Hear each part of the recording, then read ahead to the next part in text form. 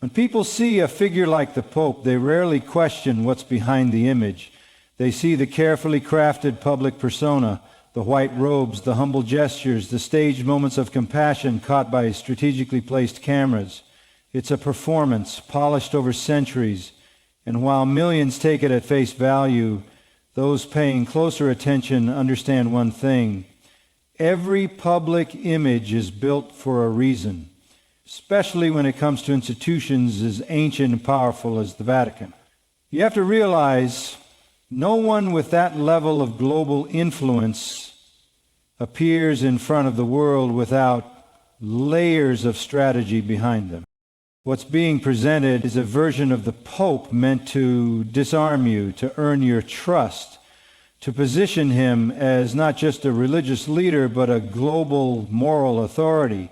It's subtle, it's clever, and it's been perfected over time. People are drawn in by his calm voice, his modesty, and the illusion that he stands apart from the corruption and chaos of the modern world.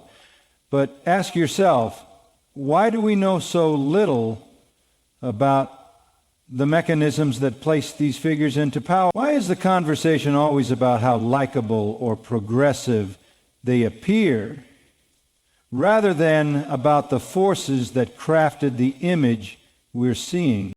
It's because if you control the image, you control the narrative. And if you control the narrative, you control how people think, what they fear, what they trust, and ultimately what they'll accept without question. The Vatican has mastered this. It's survived plagues, world wars, revolutions, and scandals because it understands that perception is power. And every time a new pope is introduced, what you're witnessing is not simply the arrival of a new religious leader, it's the launch of a new, carefully engineered public relations campaign. Look closely at the pattern. The media plays its part. The carefully selected images of him embracing children, washing the feet of prisoners, or standing in solidarity with the poor.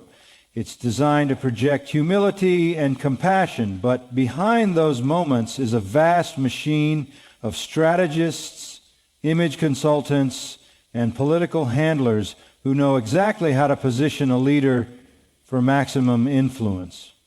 It's not just about spiritual leadership anymore. It's about controlling moral authority on a global scale. And here's where it gets dangerous. Because when a figure like the Pope commands that much unquestioned reverence, he becomes a tool not just for religious influence, but for political and social engineering. The moment people stop questioning what's behind the image is the moment they become easier to lead, easier to pacify, and easier to manipulate.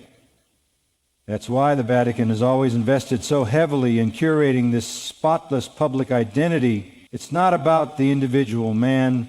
It's about preserving an image that can be wielded for power. The terrifying part is how easily people fall for it, how quick they are to believe that a few symbolic gestures somehow absolve an institution with a centuries-long history of scandal, cover-ups, and political maneuvering, how people cling to the image because it's easier than confronting the unsettling possibility that the figure they trust might not be what he seems. It's not a coincidence, it's by design. And it's not just religious followers who get caught up in it.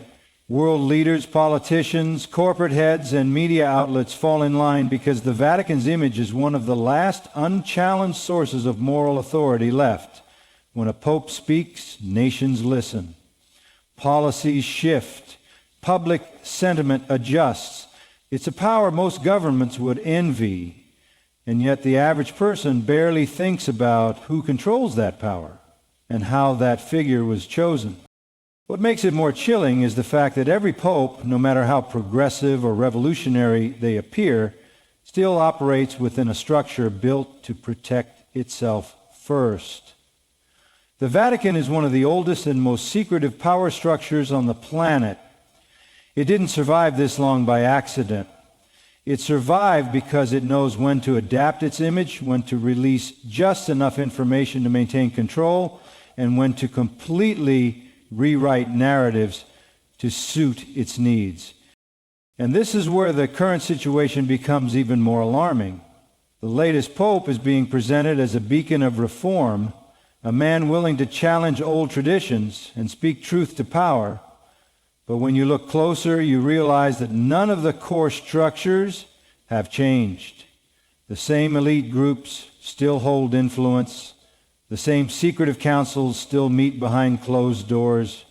The same financial empires continue to thrive, untouched by the scandals the church claims to be addressing. What has changed is the packaging, the image, the presentation of a leader who seems to be different, while the system remains intact. It's a strategy as old as power itself. Offer the illusion of change to keep the foundation of control untouched. Distract the public with a new face while the real decisions continue behind the scenes. This is why understanding the crafted image is so important, because it's not just about one man, it's about how power maintains itself in a world where information is manipulated, narratives are controlled, and dissent is quietly redirected. It's about recognizing that the face we see on the balcony isn't the one running the machine, it's the one designed to keep us from looking too closely at who is. And as long as people remain content to accept the surface, to embrace the image without questioning its origins, the real power structures remain safe. That's why every admission, every gesture of humility, every carefully worded speech is part of a larger game. It's not honesty, it's strategy. It's not reform, it's management of perception. People need to start asking harder questions, not about what the Pope says publicly, but about what those statements are meant to divert attention from. Not about how likable or relatable he seems, but about the centuries-old system that remains firmly in place behind him, because until we do, we're not just being misled, we're participating in our own deception. And that's why this moment matters more than people realize. Because the carefully crafted image isn't just about controlling faith, it's about controlling minds. And it's working. Most people have no idea how much power operates behind the scenes when it comes to choosing a leader like the Pope. To the outside world, it looks like a sacred spiritual process, a solemn gathering of elderly cardinals, deep in prayer, seeking divine guidance, as smoke rises from the Sistine Chapel chimney. But what's carefully hidden from the public is the reality that no figure rises to that level of global influence without layers of human politics, backroom deals, elite influence, and centuries-old power structures working relentlessly to shape the outcome. It's easy to believe the image because it's been rehearsed for generations. The Vatican is arguably one of the most sophisticated political machines in human history. It survived the fall of empires, the shifting tides of revolutions, and waves of scandal because it understands one unchanging truth, that whoever controls the face of faith controls the hearts and minds of millions. And that's not a responsibility they leave to chance. Behind every papal election are powerful alliances formed years, sometimes decades in advance. Men of wealth, influence, and hidden authority work silently to position the candidate who will serve the interests of the system while appearing to be chosen by divine will. It's the perfect illusion. The cardinals, while revered publicly as holy men, are political figures within a deeply complex hierarchy. Each one represents not just a religious territory, but vested interests, financial, social, and often geopolitical. The struggle for the papacy isn't a spiritual contest. It's a battle of influence, of who controls key votes, of who owes favors to whom, and of which factions within the church and beyond will benefit most from one candidate over another. The general public will never be shown these conversations. They'll never see the deals made over private dinners in ancient halls, the favors promised, the alliances secured in the name of unity. And this isn't some recent development, it's how it's always been. Since the earliest days of the church, religious leaders were never chosen solely on spiritual merit. The Vatican has long been a center of wealth, power, and influence, and every pope has been a strategic figure placed to navigate the balance between faith and politics. The only difference now is that with modern media and public relations, the illusion has become even more convincing. The world is presented with a narrative of divine selection, while the real architects of the appointment stay in the shadows. What makes this particular appointment so alarming isn't just the fact that it followed the same ancient playbook, it's what it signals about where global power is shifting. Because this wasn't an ordinary selection. This was a calculated move by deeply embedded factions within the church and external elite networks to position a leader not just for religious influence, but to align with broader political and cultural agendas currently reshaping the world. And if you look carefully, you'll see the fingerprints of those alliances everywhere, in the way world leaders who once maintained cautious distance suddenly offer vocal support, in the financial interests quietly connected to Vatican investments, in the policy shifts and public stances the new pope has taken, which conveniently align with global narratives pushed by influential think tanks and elite organizations. None of this is accidental. Every statement made from that pulpit sends ripples through governments, economies, and public sentiment worldwide. Think about how much sway the Vatican still holds. It has diplomatic relations with over 180 nations. Its statements influence international laws, human rights discussions, and economic policies in nations that still follow religious frameworks. The Pope isn't just a religious figure, he's a geopolitical force, and when such a figure suddenly begins promoting ideas or values that align suspiciously well with elite global agendas, you have to start asking who truly benefits. The fact that few people openly question this isn't a sign of trust. It's a result of centuries of conditioning. The Vatican's power comes from the perception of moral superiority. It's protected by the aura of sacredness, the untouchable nature of religious tradition. And so long as that illusion holds, those behind the scenes are free to maneuver as they please, knowing the public will rarely look beyond the surface. What makes this dynamic especially dangerous today is how seamlessly the Vatican now integrates with modern systems of control, finance, media, and global governance. The days of purely religious disputes are over. The battles now are ideological, cultural, and economic. And a figure like the Pope, with his unmatched global platform, is an ideal tool for shaping public opinion in ways that serve those broader objectives, whether it's on climate policy, economic restructuring, or moral debates on human rights and social issues.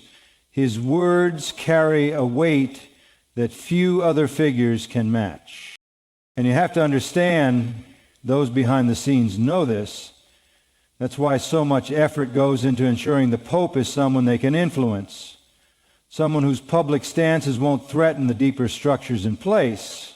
It's not about faith anymore. It's about power management, about presenting the appearance of progress while maintaining control over the systems that truly govern societies.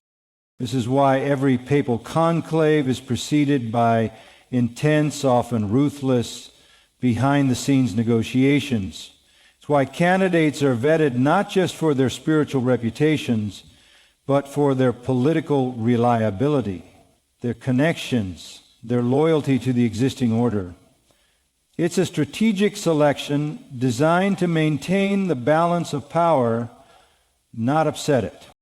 And while the faithful are led to believe that the new pope represents change, hope, or divine intervention, those in the know see something very different.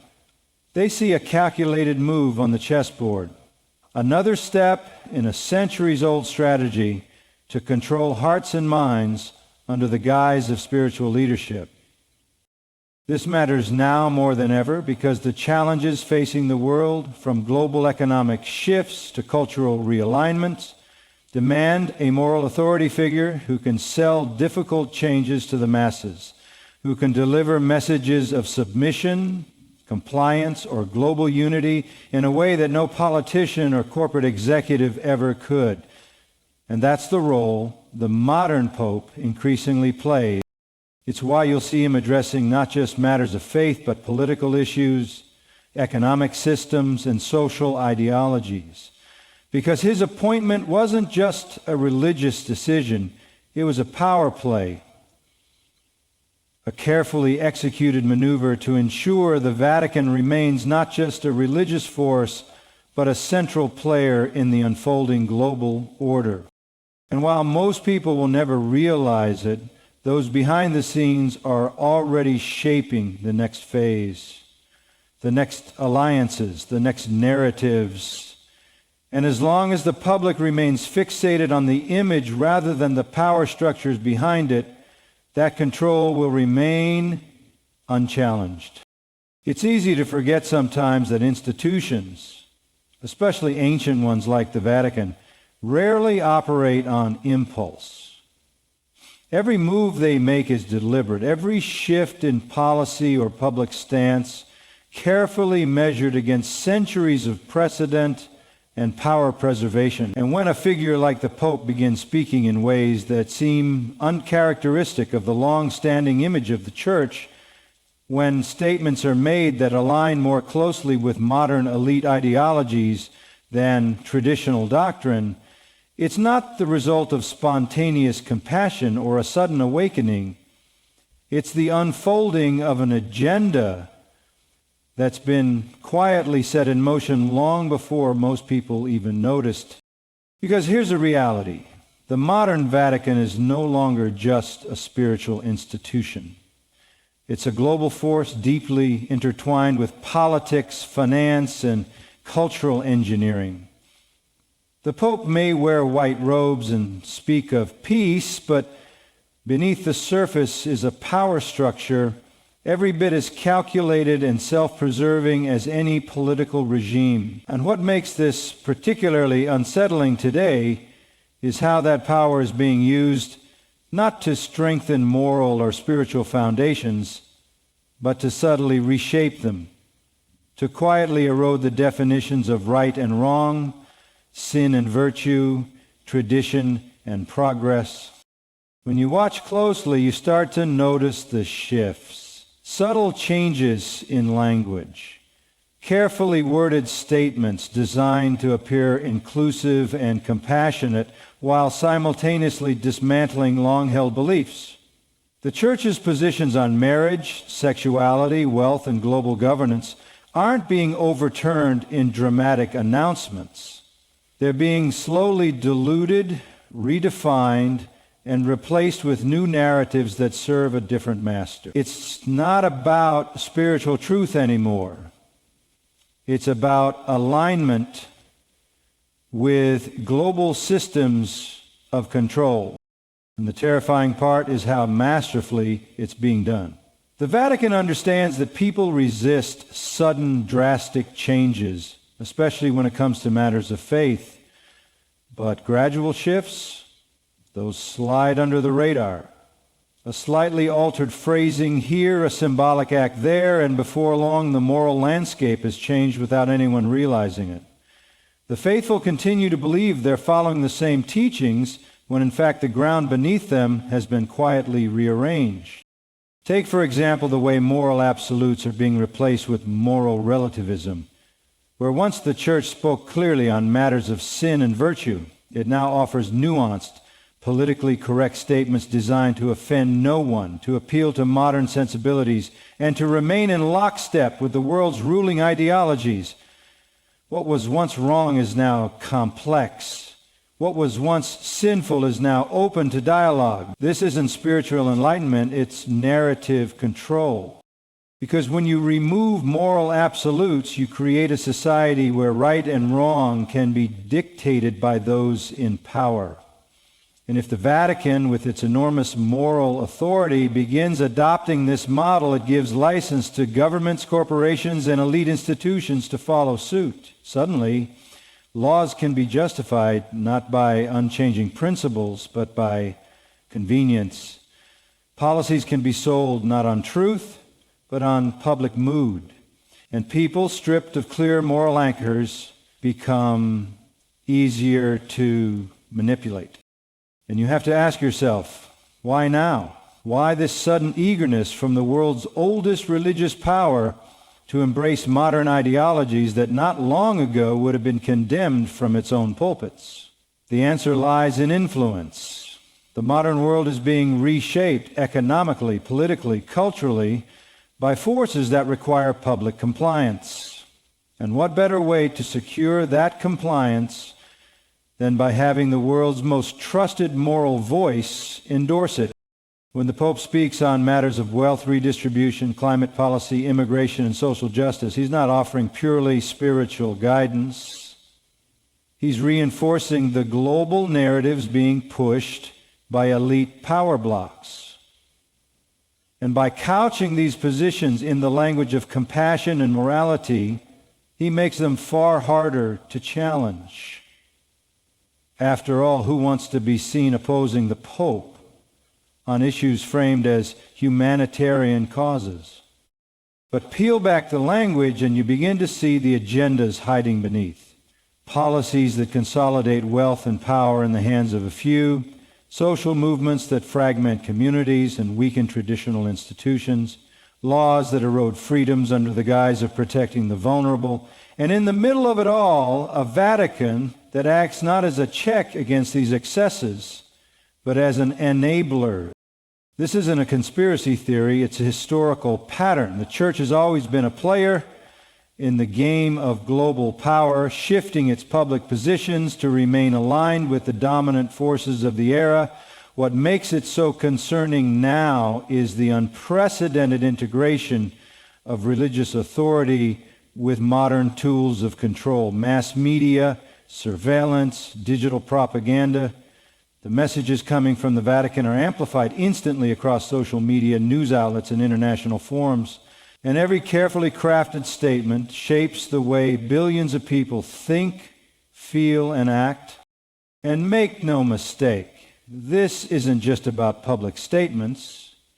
It's about policies quietly being introduced within church institutions, about education programs reshaping the way future generations of clergy and followers interpret doctrine, about new alliances being formed with secular organizations and global initiatives that prioritize political objectives over spiritual ones.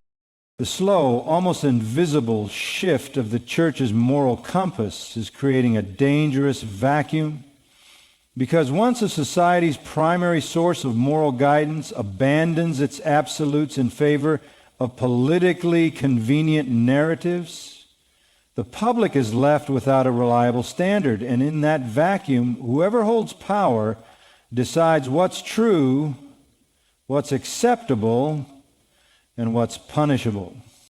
That's why this isn't a trivial issue confined to religious circles. It affects everyone. Because when a global institution like the Vatican becomes a tool for ideological conditioning rather than a defender of timeless truth, it accelerates the erosion of individual freedoms and objective morality worldwide. And as long as people continue to view these changes through the lens of progress and compassion, without questioning the agendas driving them, the system remains unchallenged. What's unfolding now isn't just a change in church policy. It's a carefully coordinated realignment of one of the world's most influential institutions to serve a broader global agenda, one that prioritizes control, compliance, and the erasure of historical moral foundations in favor of fluid, manipulable narratives. And the terrifying part is how easily it's happening, how few people are paying attention, and how many are willingly embracing it under the illusion of progress. And unless people start recognizing these patterns, asking the uncomfortable questions, and refusing to accept surface-level narratives at face value, this quiet transformation will continue unchecked until one day the world we thought we knew, the values we believed were eternal, will be gone. Most people underestimate how easily public perception can be shaped, how the masses can be led to accept, embrace, and even defend ideas that just a generation ago would have been unthinkable. And when a figure as globally revered as the Pope speaks, those words don't fall into an empty room. They echo through governments, media outlets, academic circles, and everyday conversations, subtly shifting the moral and cultural tone of societies across the world. That's what makes this so dangerous. Because when those carefully measured words are not truly rooted in timeless truth, but instead are engineered to align with worldly agendas, the consequences for humanity are immense. It isn't just about one sermon or one statement. It's about the cumulative effect of a spiritual authority being leveraged to normalize ideas that chip away at moral foundations. National sovereignty, individual freedoms, and the very concept of objective truth. And this is exactly what's happening behind every seemingly innocent call for unity or peace, behind every globalist-flavored speech about climate justice, wealth redistribution, or borderless compassion, lies a deeper, calculated effort to prepare the world for a very specific kind of future, one controlled by a concentrated few, where ancient values are discarded in favor of ideologies crafted by those with no interest in spiritual truth, only in power. This is how the game is played. It's not through blunt force or sudden, visible takeovers. It's through gradual erosion, through influential voices trusted by the masses, subtly reframing old ideas, injecting new language, and slowly dissolving the absolutes that once held cultures together. And no one, absolutely no one, has a louder, more globally trusted platform than the Pope. The Vatican has carefully maintained that image for centuries. So when the current Pope openly speaks about global governance, economic equalization through redistribution of wealth, and religious inclusivity to the point of diluting core doctrine, those aren't isolated remarks. They are part of a larger script. And make no mistake, this isn't random. This is why we're seeing coordinated echoes of those same ideas across world leaders, media outlets, entertainment industries, and academic institutions. It's why concepts like one world unity, inclusive morality, and universal citizenship suddenly became buzzwords in the exact same decade. The timing isn't coincidence, it's coordination. And what makes this new phase so sinister is how it cloaks itself in virtue. No one's demanding tyranny with clenched fists anymore. They're offering it with open hands, under the guise of peace, equality, and global well-being. That's where the Pope's role becomes pivotal, because when a figure of his stature endorses these narratives, it disarms criticism. People who would naturally question these sweeping changes hesitate out of reverence for the office. Politicians gain cover for passing controversial policies. Global organizations gain moral legitimacy for initiatives that, beneath the surface, consolidate power rather than truly help the vulnerable. And slowly the masses are conditioned to accept the idea that old moral frameworks are outdated, inconvenient, and even dangerous. We've seen this before in history, in different forms. Tyranny rarely begins with open oppression. It starts with the manipulation of values, the redefinition of language, and the gradual demonization of dissent. It presents itself as progress, as necessary for the greater good. And what better way to usher in such a shift than through the words of a figure whose job it is to speak for God himself, That's the brilliance of the strategy, using spiritual authority to neutralize resistance to political and ideological change. Look at how discussions around faith have evolved just in the last 2 decades.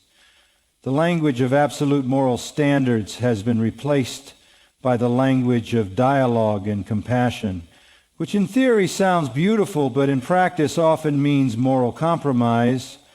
The Pope makes statements about how no one should be judged, that we should focus only on love, and while love is a cornerstone of any faith, truth without judgment is not love at all. It's negligible, because love without boundaries isn't love. It's surrender. And when a global institution built on absolute spiritual truth starts trading those absolutes for cultural relevance and global favor, it ceases to be a beacon of truth and becomes a tool of manipulation. The danger here isn't just theological, it's existential, because moral relativism at the highest levels creates a world where right and wrong are defined by whoever holds the most influence at any given time.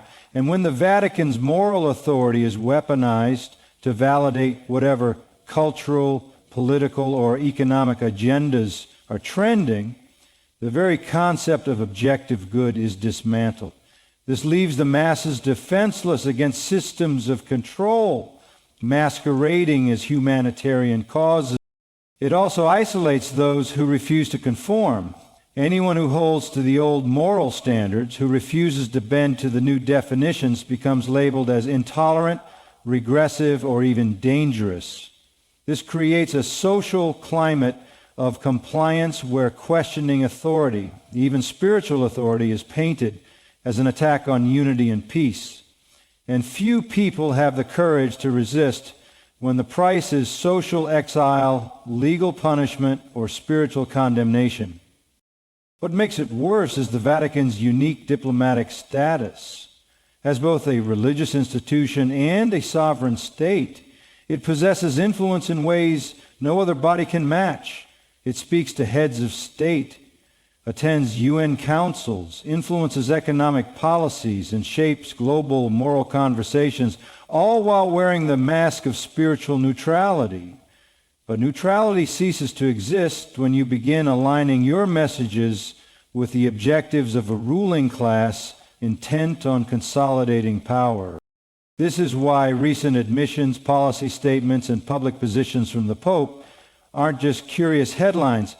They are warning signs, not because a pope has personal opinions, but because those opinions, when broadcast from that platform, help to shape the moral direction of billions, and when those opinions conveniently support the goals of elite institutions pushing for centralized, homogenized control of the world's resources, populations, and beliefs, you have to question who's truly writing the script. This isn't about hating institutions or resisting progress or clinging to old dogmas out of fear. It's about recognizing patterns, about seeing when an institution designed to guard timeless truths begins speaking in the language of political convenience. It's about understanding how narrative manipulation works, how public perception is molded not by accident, but by carefully orchestrated messaging from sources people are conditioned to trust implicitly. And it's about refusing to sleepwalk through a moment in history where ancient lines are being erased, where language is being weaponized, and where moral anchors are being cut loose, all while being told it's for your own good. Because the moment you allow spiritual authority to be hijacked by worldly agendas, you open the door to a kind of control that history has warned us about time and again. And the stakes this time aren't just political, they're spiritual, cultural, and human. In moments like this, when the world's most trusted institutions shift, when authority figures like the Pope begin revealing truths they once denied, it's easy to feel small, overwhelmed. You might think, I'm just one person, what can I do? But here's the thing, they need you to feel powerless. That's how control works. Great movements begin not with generals or emperors, but with individuals who refuse to stay silent. And this moment, they are counting on your silence. They want you distracted by headlines, comforted by memes, distracted by noise, so you don't feel the weight of your own choice. Will you accept or challenge the narrative? This moment isn't just about institutional power. It's about human power. Not power over others, but power within yourself. The power to question, to speak, to seek truth even when it's uncomfortable. Because change never begins with those at the top. It begins with people like you who decide that a single voice, speaking when it matters, can shift the future. The question you have to ask yourself is this: when the next revelation drops, when the next confession shatters another illusion, will you be ready? Will you stand apart? Will you choose to pursue the uncomfortable truths even when the world tells you to look away? And let's be clear, this isn't an invitation to cynicism. Faith and hope aren't at odds with truth. The real measure of your commitment isn't how loudly you cheer when things align with your beliefs, but how deeply you search when things don't. It's easy to celebrate when a leader confirms your worldview. Real courage shows when you question even your comfort, even when you feel the ground shift beneath your certainty. That's where conviction is born, not from what you're told, but from what you've tested in the furnace of doubt. Being part of the moment of truth means being conscious of influence. It means waking up each day determined not to be manipulated by media, by institutions, even by your own unexamined assumptions. It means understanding that every official narrative is filtered through lenses we rarely see. And it means actively choosing to seek clarity. You might spend hours researching, talking to others, reflecting on history. You might feel foolish, alone, or afraid. That's a sign you're on the right track, because major shifts never feel comfortable at first. They rattle bones. They question dreams. But on the other side is a clarity no one can take from you. And here's something few people talk about. When institutions break, they don't just crumble. They fight back. Not always with overt violence. Often it's done with media spin, pressure campaigns, social shaming, division, distraction. They'll label the truth tellers as radicals, conspiracy theorists, troublemakers. But you being willing to endure that, willing to stand when the current pulls you under, is how history changes. Every single wave of reform, every movement toward justice began with people unafraid of persecution because they understood this. The alternative, silence and submission, leaves the worst parts of power intact and makes you complicit in your own moral erosion. What's so powerful about your agency right now is that you don't need an army. You need awareness. You need presence. You need the commitment to speak up when those around you accept superficial answers. You need the courage to ask, who benefits from this narrative? And you need to do it in everyday moments, with family, online, in classrooms, in Sunday halls, not with shouting, but with steady conviction, not for applause, but for integrity. Influence multiplies when personal courage becomes collective example. Maybe you're thinking, I don't have answers, just questions. That's okay. Questions are powerful. Questions open doorways. They force re-examination. They disrupt complacency. You don't need to supply the definitive truth. Just create space. for it to surface. When enough people do that, the dam breaks. When enough people decide to look behind the image, to question the policies, to study the patterns, an irreversible shift begins. And that shift is the birth of a new collective awareness, one that refuses to be led by polished images, carefully scripted speeches, or staged apologies. A consciousness that remembers moral absolutes but embraces nuance, that values transparency over performance, that holds institutions accountable while recognizing the need for true leadership. Leaders grounded not in PR campaigns, but in unshakable integrity. This moment, the revelation of hidden truths, the unraveling of powerful structures, isn't just a crisis.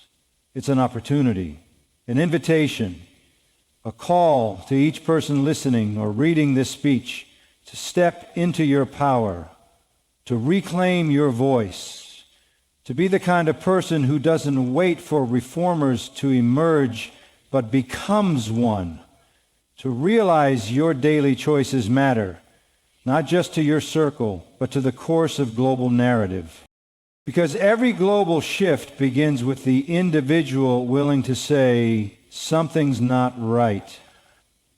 And while leaders will come and go, and institutions will rise and fall, the cumulative effect of millions of people choosing awareness over comfort is unstoppable. That kind of change is spiritual and social. It reshapes beliefs, rebuilds institutions, and redefines humanity's relationship with power itself. So if you've stayed awake this far, I want you to know you're part of it. You're part of a generation that sees the breaking points, hears the emerging cracks, and refuses to put them back together with lies or excuses. You're not powerless. You're essential, because change doesn't come from the top. It begins with you asking, seeking, questioning, standing. Choose to be part of this moment of truth. That's where real power lives.